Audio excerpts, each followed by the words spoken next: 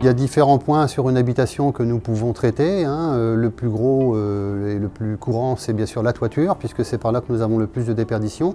Donc les combles perdus, les rampants de toiture. On peut également isoler bien sûr les plafonds de sous-sol ou les plafonds de garage, lorsqu'il y a des pièces habitables par-dessus. On peut faire de l'injection dans les doubles cloisons, isolation par l'intérieur, dans les cloisons verticales.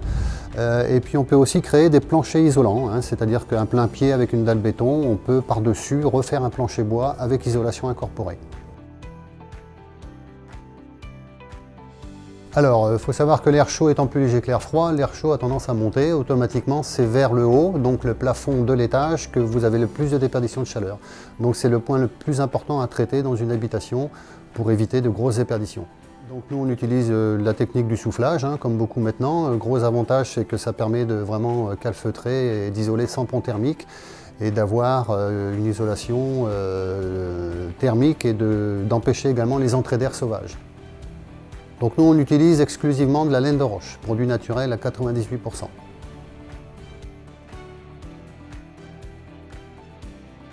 Les plafonds de sous-sol ou de garage, eh bien, tout simplement parce que si vous avez une pièce qui est habitée au-dessus et chauffée, vous avez une paroi horizontale au sol qui est froide et qui vient donc refroidir le volume de la pièce. Donc ce n'est pas de la déperdition de chaleur proprement dite, c'est simplement un refroidissement de la pièce et une sensation de froid dans la pièce en question.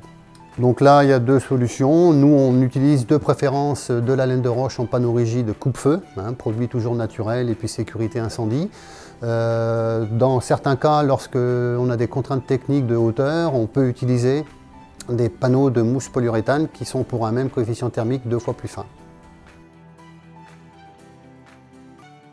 Donc les murs, souvent le problème des maisons qui ne sont pas isolées, vous avez de l'air qui circule entre la double cloison et la maçonnerie, donc ça crée des parois froides, de l'air frais qui rentre par les prises de courant, et voilà, tout ça vient refroidir la pièce.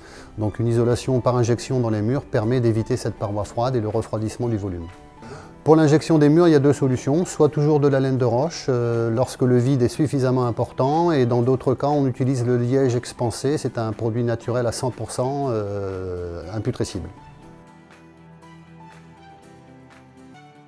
L'isolation des planchers, c'est comme pour un plein-pied, comme pour un comble perdu, pardon.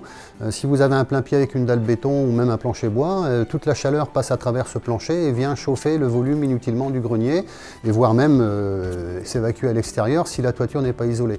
Donc plutôt que d'isoler les sous-pentes de toit, on va isoler directement sur le sol de façon à empêcher la chaleur de sortir. Et pour ce faire, on crée un deuxième plancher bois surélevé dans lequel on va injecter la laine de roche.